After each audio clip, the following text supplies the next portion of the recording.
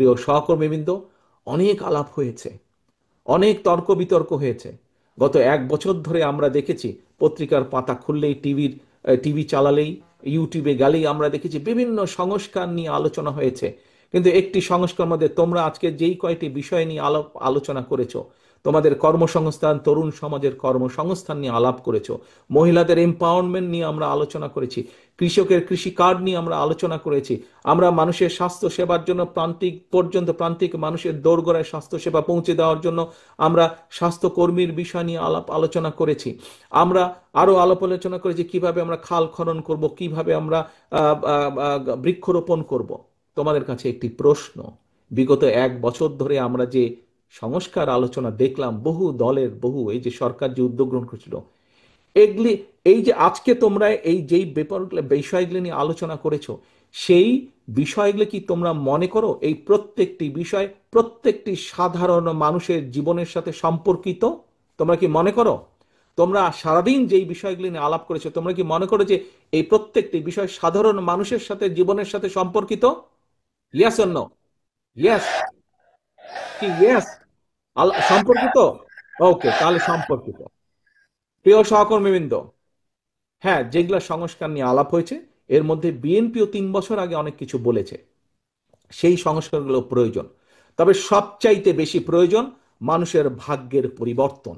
এবং আজ সারাদিন তোমরা যা আলোচনা করেছিল, এই কাজগুলো যদি আমরা করতে পারি, তাহলেই একমাত্র মানুষের ভাগ্যের পরিবর্তন করা সম্ভব। এবং মানুষের ভাগ্যের পরিবর্তন হলে, মানুষের যখন তরুণ যুবক যুবতীরা যখন চাকরি বাকরি কর্মসংস্থান করতে পারবে, কৃষক যখন কৃষি কার্ডের মাধ্যমে ধীরে ধীরে স্বাবলম্বী হয়ে উঠবে, নারী যখন ফ্যামিলি কার্ডের মাধ্যমে ধীরে ধীরে স্বাবলম্বী হয়ে উঠবে, যখন আমরা দেশের মানুষের আস্তে আস্তে ধীরে ধীরে রোগীর সংখ্যা কমিয়ে ফেলতে পারবো, যখন আমাদের খাল বিলগুলোতে পানি থাকবে, বন্যা হবে না, তখনই মানুষের ভাগ্যের পরিবর্তন ঘটবে। এবং মানুষের ভাগ্যের পরিবর্তন ঘটা মানে দেশের ভাগ্যের পরিবর্তন ঘটবে। প্রিয় ভাই বোনেরা, বিএনপি বাংলাদেশকে সিঙ্গাপুরও বানাতে চায় না, মালয়েশিয়াও বানাতে চায় না, কানাডাও বানাতে চায় না, যুক্তরাষ্ট্র বানাতে চায় না। আমরা চাই একটি স্বাবলম্বী বাংলাদেশ, যেই বাংলাদেশে মানুষ দেশের ভিতরে কর্মসংস্থানের ব্যবস্থা থাকবে, খেয়ে পরে বেঁচে থাকবে, শান্তিতে থাকবে, যেখানে দুর্নীতি নিয়ন্ত্রণ থাকবে, দুর্নীতির লাগাম টেনে ধরতে আমরা সক্ষম হব। সেরকম একটি বাংলাদেশ চাই। অনেক কথা হয়েছে, আসো।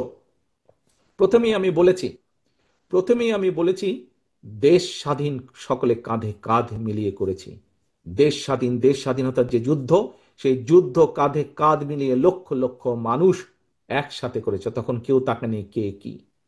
আজকে আসো, দেশ গড়ার যে পরিকল্পনা, এই পরিকল্পনা সফল করতে হলে তোমাদেরকে আজকে ছড়িয়ে ছিটিয়ে পড়তে হবে সারা দেশে, যে যেখান থেকে এসেছো।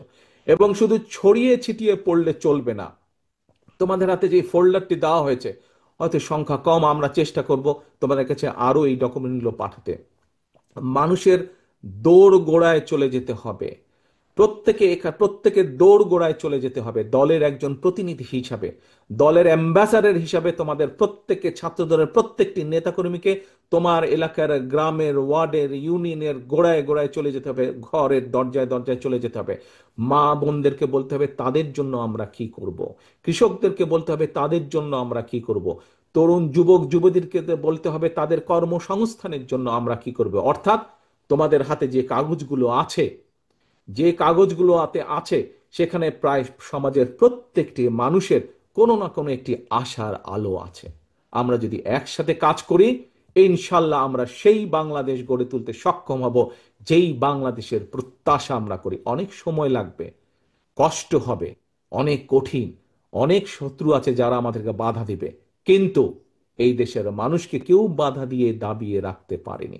ইনশাল্লাহ দেশ গড়ার পরিকল্পনা কাজ যখন আমরা শুরু করব বাংলাদেশের মানুষের রায় নিয়ে, তখনও ইনশাল্লাহ কেউ আমাদেরকে দাবিয়ে রাখতে পারবে না। কিন্তু তোমাদেরকে সকলকে যেতে হবে আজকে মানুষের দোরগোড়ায়, মানুষকে ঐক্যবদ্ধ করতে হবে।